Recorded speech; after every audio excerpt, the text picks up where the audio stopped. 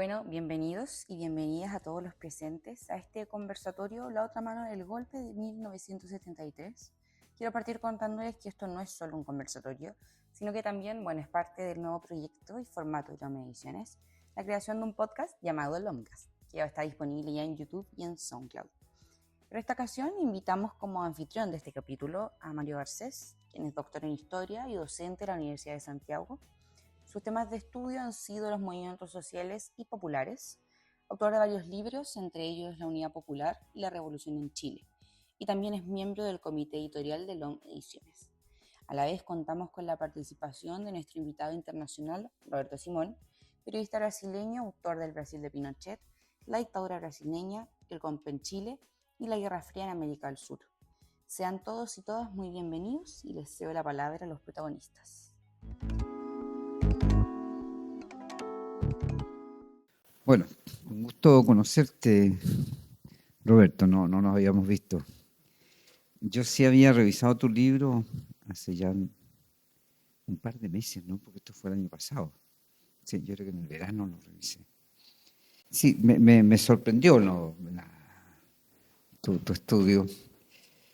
Ya lo había escuchado de Brasil a fines de los 60, del golpe, en fin, Incluso me tocó de niño ir a ver cuando vino Yogular a Chile, que debe haber venido como en 62, 63, por ahí creo que estaba Alessandri.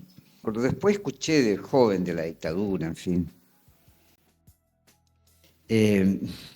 La primera pregunta para que nos pongamos en sintonía y que los que escuchen después este programa también entiendan, es muy simple, es preguntarte cómo y cuándo surgió tu interés por investigar Chile. Que nos pudieras contar un poco. Bueno, gracias por la invitación. Gracias, Mario. La verdad es que fui un poco por acaso, en el sentido de que yo era reportero del diario Estado de São Paulo, que es uno de los diarios nacionales de Brasil. Trabajaba en la editoría de política internacional y hacía coberturas en América Latina, en el Oriente Medio. Y vino a Chile para cubrir la elección de 2013 de Michelle Bachelet contra Evelyn Matei. Y para mí, como brasileño, desde una mirada brasileña, era muy interesante el hecho de tener dos hijas de generales de la Fuerza Aérea chilena que en el momento del golpe estuvieran en lados opuestos. Entonces iba a escribir sobre la campaña política, pero 2013, claro, eran los 40 años del golpe. Hablando con mi editor en São Paulo antes de venir a Chile, dijo también, hay la historia de la participación de Brasil en el golpe, algo que se sabía, ¿no? Hubo algo como 50, 60 brasileños presos en el Estadio Nacional. Ya se sabía que agentes de la dictadura brasileña estaban en el Estado Nacional. Brasil fue el primer país a reconocer a la Junta de Pinochet. Entonces, y había algunas personas que escribieron un capítulo y había un artículo importante de una historiadora británica, Tanya Harmer, con base en los archivos de la Cancillería chilena, sobre lo que hiciera Brasil. Yo entrevisté a Tanya Hammer, ella me dijo, tú tienes que ir a la Cancillería para revisar esos archivos. Yo reservé como una tarde en la Cancillería, el resto para hacer la campaña, pero cuando llegué a la Cancillería me deparé con archivos muy, muy interesantes sobre todo, desde lo que pasaba en Brasil, los años de la Unidad Popular aquí en Chile, como Brasil, lo que hacía Brasil, pero también el momento del golpe, después la construcción de la dictadura Pinochet. Así que la cobertura se cambió y yo publiqué 10 artículos sobre el rol de Brasil. Entrevisté a varias personas en Chile, en Brasil también, que eran parte de esa historia. Y un editorial brasileño me invitó a expandir, a escribir un libro sobre eso. Yo creía que me tomaría 1 o 2 años porque tenía mucho material, me tomó 8. Sí, ya me di cuenta, sí. Varios años, sí. Así es. Eh, Antes de entrar en lo específico de tu libro, en Chile estos últimos meses, sí, años o meses, tal vez después del estallido social de 2019, ¿no? Se ha difundido mucho el negacionismo en el ámbito público, de los medios, etcétera. Y el negacionismo respecto a las dictaduras, lo que ellos significaron, la violación de derechos humanos, etcétera. Entonces, mi pregunta sería, ¿qué piensas de eso? ¿Qué peligro ves? ¿Cómo ves este fenómeno? Sí, la cronología del libro es interesante porque yo empecé a escribir en 2013, Ujú, cuando Dilma Rousseff era la presidenta de Brasil, Michelle Bachelet aquí en Chile. Y para mí sería un libro de historia, ujú, yo digo, protegido por el presente democrático. Era eso. ujú, Eh, pero las cosas comenzaron a cambiar en Brasil muy rápido. ujú. Entonces, en cuanto yo estaba revisando los archivos, escribiendo los primeros capítulos, hubo el impeachment de Dilma Rousseff en Sí, sí. 2016. Durante el impeachment hubo un diputado que, cuando fui a votar en favor del impeachment, dedicó su voto al más famoso torturador de Brasil. Ese diputado se llamaba Jair Bolsonaro. Así es, sí, sí. Lo vimos. Sí, sí, nos enteramos.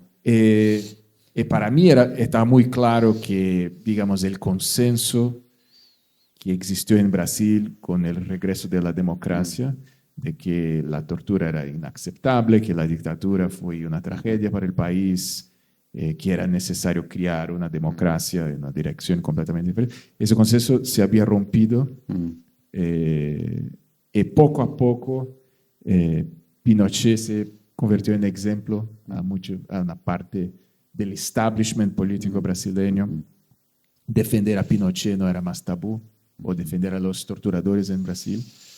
Y lo que yo pienso es que el revisionismo histórico, que fue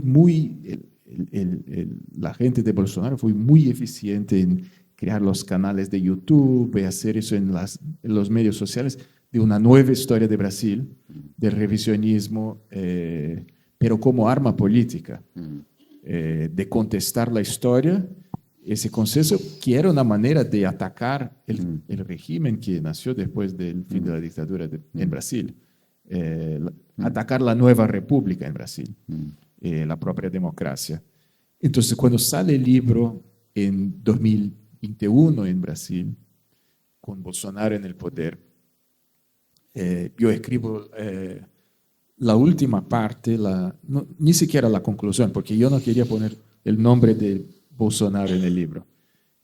Pero la conclusión es, yo quisiera escribir un libro sobre historia, mm. pero en el medio del camino lo que pasó es que acabo de exponer el absurdo que es el revisionismo político, y tal vez esa sea la más importante contribución del libro.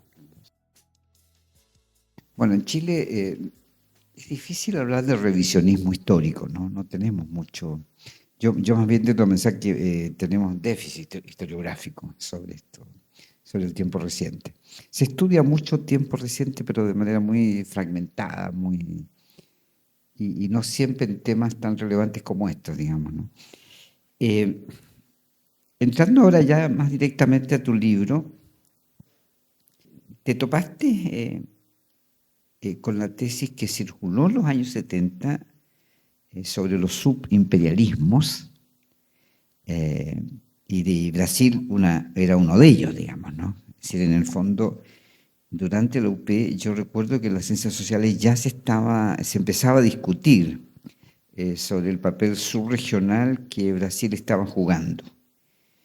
Em, Tú descartas una simple subordinación a Estados Unidos, pero ¿hay algo que se está modificando o se está haciendo más visible de la posición de Brasil en América Latina, ¿no? En esta época?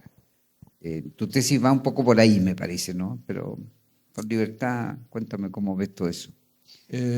Hubo una versión sobre el rol de Brasil que era Brasil como un puesto avanzado de los intereses de Estados Unidos, los gorilas brasileños haciendo el servicio sucio de los yanquis como marionetas.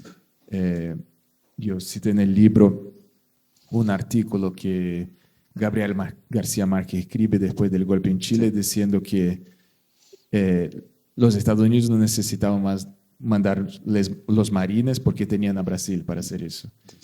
Y la idea de que en verdad era Washington que decidía las cosas. Para mí, revisando los documentos, toda la historiografía que hay hoy sobre la dictadura de Brasil, me parece una interpretación totalmente equivocada, en el sentido de que sí había, bueno, Estados Unidos intervino también en Brasil en el golpe del 64 para crear las condiciones del golpe del 64 y entrenar los militares, apoyar a los gremios en Brasil. Pero el régimen que fue creado en 64 tenía su propia visión geopolítica, ideológica, sus intereses en Chile, que muchas veces se alineaban con los de los Estados Unidos, pero otras veces no, en la región. Tanto que un poco más adelante, hablo un poco en el libro de los años Carter, cuando la verdad es que las relaciones entre Brasil y Estados Unidos empeoraron muchísimo. Y para mí, ¿por qué Brasil quiso intervenir en Chile? Por algunos motivos. Digamos, unos de orden geopolítica. En aquel momento, en 1970, en primer lugar, Brasil no creía que Allende ganaría las elecciones, creían que Alessandri sería el ganador, la derecha. Entonces hay un shock cuando un socialista llega al poder aquí. Muy interesante, al contrario de Nixon y Kissinger, que intentaron bloquear a Allende, y eso culminó en el asesinato del general Schneider. Brasil muy rápidamente concluye que es un fait accompli. Allende va a llegar en el poder, pero tenemos que preparar algo para lo que viene.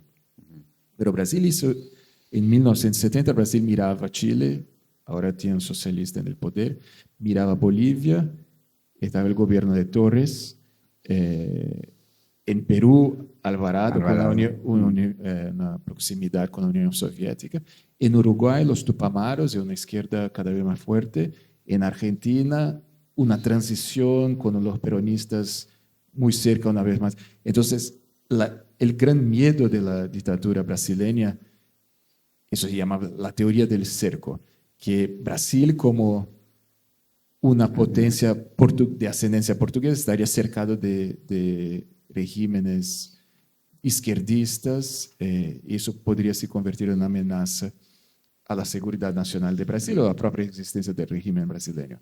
Eso es una parte. Otra parte es, yo diría que las razones por las cuales Chile era una cuestión internacional.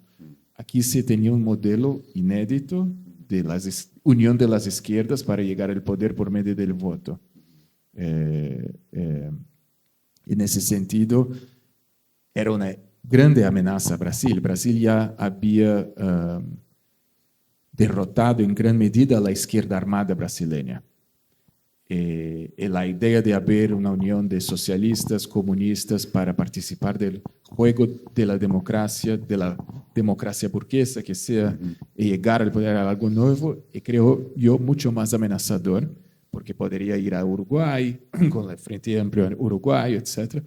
Para el régimen, y eso está en los documentos. Se habla de un modelo chileno y todo eso.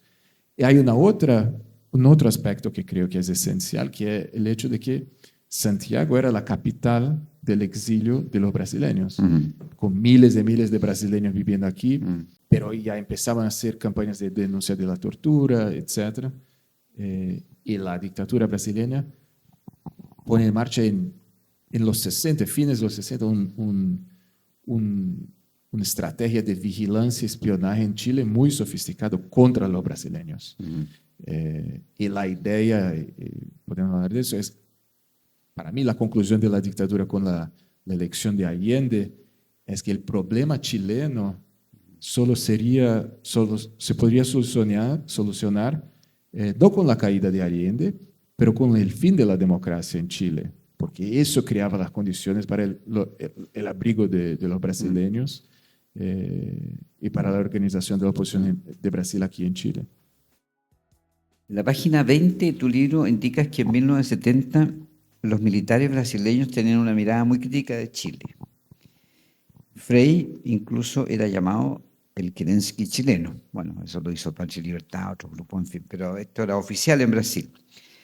Los partidos políticos entonces aparecían como incapaces de parar el avance comunista y la solución estaría en las Fuerzas Armadas. Es decir, y esta es mi pregunta, en esa época pareciera ser que los militares chilenos eran más golpistas, los militares brasileños eran más golpistas que los militares chilenos. O dicho de otra manera, eran golpistas desde la primera hora. Tú ya estás avanzando un poco en esto, pero sería interesante que lo ampliaras un poco. Pero no solo los militares brasileños, sino que la prensa brasileña también, Sí. que ya publicaba artículos diciendo que era necesario en Chile una solución como en 64 en Brasil, y los empresarios brasileños que muy rápidamente, a través de la Confederación Nacional de Industria, pasan a apoyar la SOFOFA y otros gremios aquí. Y hay un episodio que para mí es muy interesante y que causó una cierta repercusión aquí en Chile. Yo cuento cómo Sergio Onofre Jarpa fui a la Embajada de Brasil a pedir armas en 1970. Y después va a Colombia. Bueno, el embajador pregunta a Itamaraty qué vamos a hacer. Y la orden de Brasil es no, pero no contestamos. Silencio, pero la respuesta es no. Él va a Colombia y pregunta, hace la misma demanda al embajador de Brasil en Colombia. Y para Brasil, es lo que decías, no sería la derecha, los partidos de derecha de Chile los capaces de solucionar el problema chileno, entre comillas, ¿no? Brasil estaba convencido de que la única solución era militar. Así que el libro muestra, por ejemplo, en enero de 71, el embajador de Estados Unidos envió un mensaje a Washington diciendo que él tuvo conversas con un almirante importante de Brasil y el almirante ya decía que estaban en contacto con la Armada chilena para discutir soluciones al problema Allende. Eso con dos meses de existencia de la Unidad Popular. Es sorprendente esta mirada de cómo los militares brasileños tenían ya una mirada sobre Chile golpista, fascistoide, digamos, ¿no? O de que favorable a la solución militar, digamos, cuando Chile todavía era una discusión política bastante más abierta, digamos, ¿no? Y de hecho, siendo al mismo tiempo parte de la estrategia norteamericana, por lo menos la de Nixon, no tenía posibilidades ni tuvo posibilidades de realizarse en ese momento, digamos. O sea, el propio ejército tenía reservas democráticas suficientes, digamos, como para impedir esa salida. Pero después hay otro aspecto que tú trabajas en tu libro que a mí también me llamó mucho la atención, ¿no? Para los militares brasileños, Chile se convertiría, en comillas, la Cuba del Pacífico. Es un concepto fantástico, ¿no? La Cuba del Pacífico. Y representaba o representaría un peligro para la seguridad interna de Brasil. Bueno, un poco ya avanzaste sobre esta línea, ¿no? Claro, a mí me interesaba una cierta explicación. Esto, bueno, esta teoría del cerco parece interesante, digamos. Pero quizás si pudieras ampliar un poco más, ¿por qué se vive esta percepción de la Cuba? Primero que es un poco exagerada, digamos. Porque cuando decían la Cuba del Pacífico, el gran temor de la dictadura fuera que Chile se convirtiera en un centro de entrenamiento guerrillero. Esa era la idea, ¿no? Porque la izquierda armada brasileña iba a Cuba para hacer el entrenamiento guerrero. Dentro de la paranoia del régimen militar brasileño, eso es un error de interpretación. ¿No?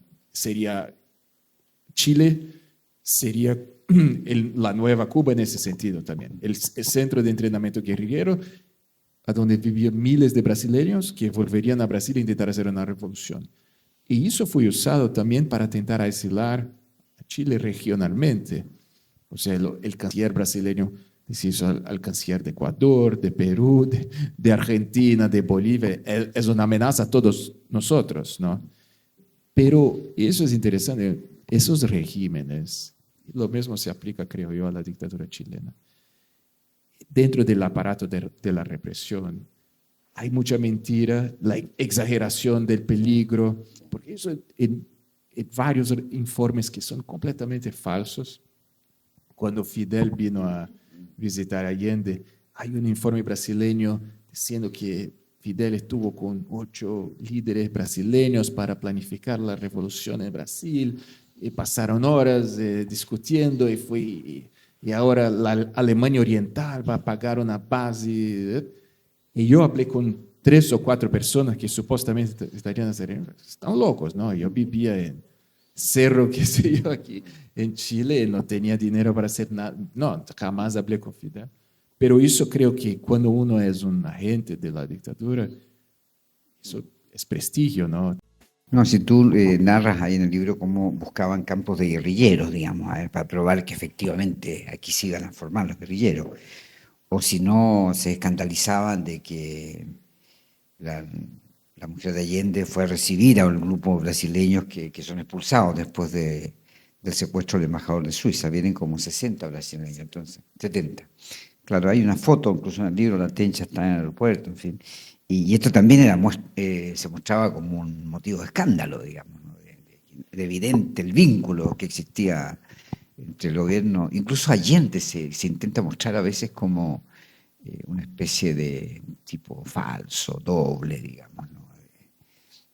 En el fondo tan guerrillero como Fidel o tan guerrillero como el Che, no sé.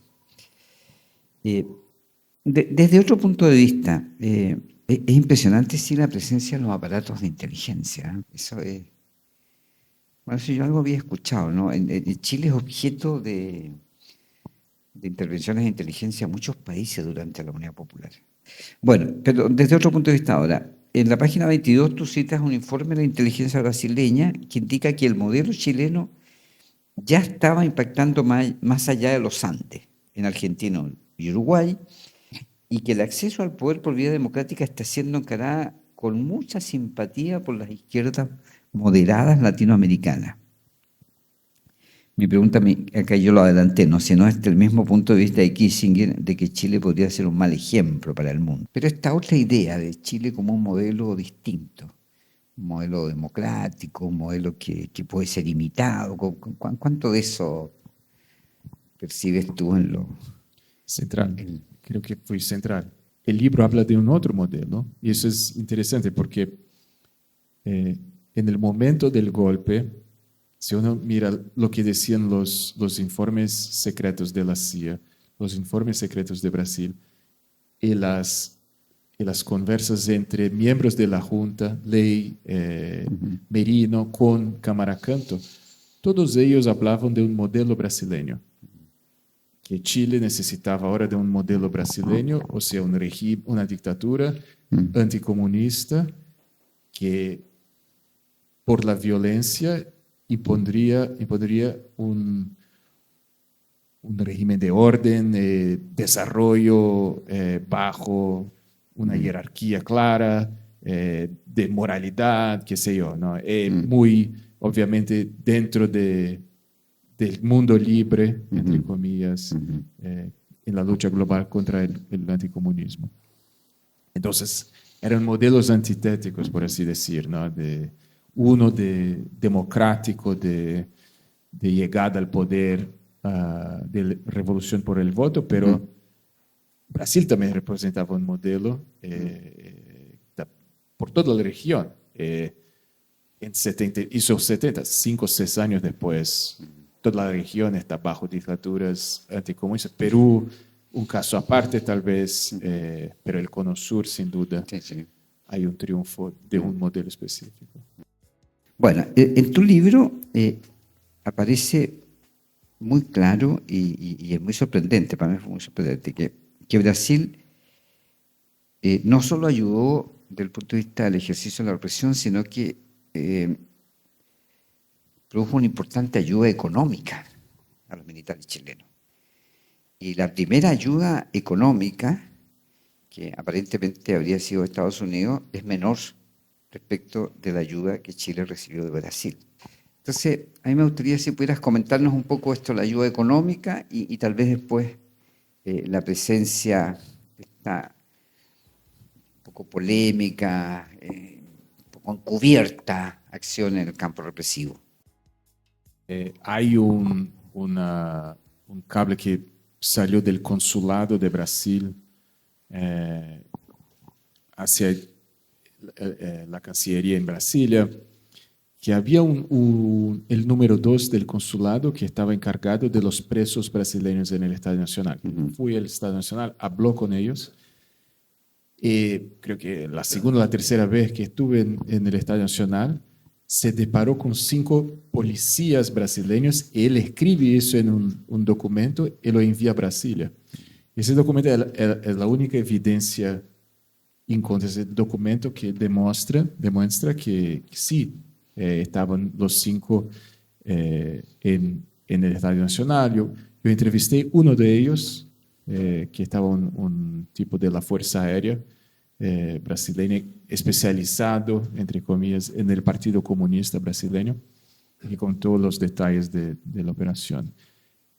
Pero yo organizaría un poco el apoyo de Brasil a la construcción del régimen Pinochet, en, como decías, apoyo económico. Brasil, cuando la situación financiera de Chile era muy grave en 73, Brasil el primer país a ofrecer crédito a Chile, envía suprimentos, ayuda humanitaria, remedios, qué sé yo. Y también ayuda a Chile. El ministro de las Finanzas de Brasil, Delfim Neto, decide ayudar a Chile junto al FMI y el Banco Mundial. Claro, Brasil tenía un poder político que Chile aún no tenía, para negociar nuevos contratos con los 2 fondos y el banco. Brasil también se convierte en el segundo más importante fornecedor de armas a Chile, atrás de los Estados Unidos, pero más que Francia y otros países, Inglaterra, en un contexto en lo cual, mismo en los Estados Unidos, el Congreso americano, por causa de la cuestión de los derechos humanos en Chile, empezaba a imponer restricciones. Así que para Brasil el golpe en Chile es también un grande negocio, así, para hacer la plata. Y la industria bélica brasileña era uno de los grandes proyectos de la dictadura brasileña. Además de eso, hay un apoyo político que yo llamo la grande hermana. Brasil, la dictadura brasileña se convierte en la grande hermana de la dictadura chilena. La hermana mayor. Hermana mayor. Claro. Hermana mayor. En las Naciones Unidas hay documentos que explican cómo el embajador de Brasil escribía los discursos del embajador chileno en la ONU porque no era tan competente. Itamaraty tenía sabía hacer las cosas de una u otra manera. No, la historia de la diplomacia brasileña es una de las más relevantes de América Latina, ¿no? Es Sí. probablemente una de las diplomacias con mayor tradición histórica en América Latina. Sí. Y ahí también Brasil pasa a ser un lobby junto a países europeos para que no aíslan a Chile por causa de la cuestión de los derechos humanos, junto a Alemania Occidental, al gobierno británico. Y por último, pero muy importante, es la ayuda en términos de inteligencia y represión, porque es cuando Brasil pasa a entrenar decenas de agentes de la DINA en 74, en la Escuela del Servicio Nacional de Informaciones. La Operación Colombo, por ejemplo, que es tal vez la primera gran operación Ujú. internacional de la DINA, de contrainformación, por así decir, pasa por Brasil también. Contreras estuve en Brasil varias veces.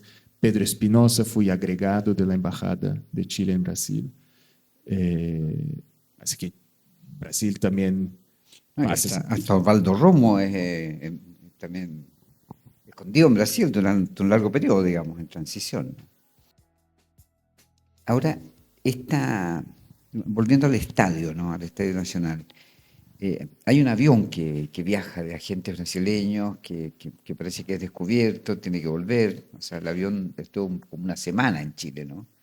Pero fue tiempo suficiente para dar clases en Santiago, un curso de 4 días para agentes de la represión, en fin, ¿no? No era tanto un curso, creo. Bueno, cuando entrevisté a varios brasileños que estaban presos en el estadio, todos cuentan la misma historia, que, bueno, los brasileños llegaron con ropas civiles, pero se podía, cuando los brasileños miraron a ellos, sabían de inmediato que eran brasileños, Sí, porque había personas, había una persona negra en el equipo entre los brasileños, pero hablaban el portuñol como hablo yo. sí, claro. También ellos no interrogaban, lo que me cuentan es que el interrogador era chileno, el brasileño pasaba informaciones al interrogador chileno que le preguntaban cosas. Los brasileños venían también con muchas informaciones, con varios archivos, y lo que hicieron fue analizar el listado de brasileños presos, y lo que más querían era identificar los nombres que no conocían, porque sabían que eran nombres falsos de gente de la oposición. O sea, la dictadura brasileña en 73 ya tenía mucha información sobre la izquierda armada brasileña y la izquierda brasileña o los brasileños que estaban en el exilio. Entonces, participaron de eso. Los legisladores brasileños cuentan historias horribles de tortura, un poco salas de tortura en el Estadio Nacional con los mismos instrumentos que ellos fueron torturados en Brasil, como un viaje al tiempo pasado, y creían que estaban seguros en Chile, claro, con el asilo, como exilados. Pero eso fue la misión al Estadio Nacional. Hay documentos, por ejemplo, de la Marina brasileña, que dijo que sí hubo un instructor de la Marina brasileña. Hay la Escuela del Servicio Nacional de Información, en la cual varios agentes de la DINA pasan, incluso agentes que estuvieron involucrados en el asesinato de Prats y en el asesinato de Letelier. Y también hubo, por ejemplo, Paulo Sarrés, el veterano de la guerra en Argelia, francés. Él fue agregado militar de la Embajada de Francia en Brasil e instructor de una academia militar en Brasil. Él tuvo alumnos chilenos. Entonces, claro, hay una red transnacional de compartir información, de entrenamiento, que el libro explica un poco. Y después incluso hay importación de aparatos para la represión, ¿no? Aparatos para tortura eléctrica o cosas. Sí, me acuerdo, y eso es interesante porque cuando fui a entrevistar, cuando estaba ainda como reportero en la cobertura de 2013, fui a entrevistar a Alberto Galás, que era un comandante de la Fuerza Aérea chilena, que, claro, que fue torturado. En el medio de entrevista, fui torturado con el general Bachelet. En el medio de entrevista me dijo algo sobre pau de arara. Sí, claro. El pau de arara, sí, famoso. Esa es una palabra brasileña, portuguesa. Pau de arara, eso no existe. Entonces, el vocabulario de la represión de Brasil, en términos de días, estaba en Chile. Quizás, ya que estamos en este campo, podríamos también referirnos brevemente a la Operación Cóndor. Brasil, en la primera reunión, vino con cierta distancia a la reunión que convoca Contreras en Santiago, pero después parece que quiso tomar cierto liderazgo. ¿Cómo ves ese proceso? El Plan Cóndor es de noviembre de 1975, empieza. 75, sí. Y lo que pasa es que Contreras envía una invitación muy probablemente a João Batista de Oliveira Figueiredo, que era el jefe del Servicio Nacional de Información y que sería el último presidente de Brasil. Y Figueiredo tiene una conversación con Geisel, con el presidente, y que de una manera que explica que los chilenos estaban invitando a participar de algo más grande, y Geisel contesta diciendo, mira, si los chilenos quieren hacer alguna cosa, que vengan aquí, nosotros no vamos a traer a los chilenos. Era la idea que somos la potencia regional, no es Pinochet que va a nos decir cómo matar a nuestra gente, ¿no? Sí, claro. Entonces, en ese contexto que llega la invitación de la Operación Cóndor, Brasil decide enviar a algunos participantes de rango más bajo, mayores, pero no coroneles y gente importante. Y los brasileños no firman la acta, sí, de creación de Cóndor. Ahí, eso es lo que dicen los documentos de la CIA, del Departamento de Estado, que son la fuente con más detalles. Y en la segunda reunión de la Operación Cóndor, Brasil cambia de estrategia y decide intentar controlar la operación. Dice, no, vamos a fornecer todos los equipos de comunicaciones, los damos a ustedes, pero hay un rechazo de la parte de Chile, Uruguay y Argentina a la posición brasileña. Y más importante que eso, en esa reunión se queda claro que los chilenos, uruguayos y argentinos estaban preparando lo que se llamó la Operación Teseo, que era el plan de asesinar la gente, enemigos en Europa. Y para Brasil, la cronología de Brasil no dice nada, pero se queda muy claro que después de algunos días la respuesta es no vamos a participar de eso. No porque Brasil la dictadura brasileña tenía escrúpulos, pero porque era un riesgo se asociara a Latina para matar a la gente en París, no tenía sentido. Así que en 77, más o menos, un año y medio después de la creación de la Operación Cóndor, los documentos americanos indican que Brasil ya había salido, no participaba más de las reuniones. ¿Por qué en el debate más público, incluso las ciencias sociales, en fin, de la historia, es tan claro el papel de Estados Unidos y tan oscuro el papel de Brasil? ¿Tú tienes alguna idea de qué pasa ahí? ¿Cómo podría explicarse esta situación? Tengo algunas hipótesis. Una vale. es muy objetiva.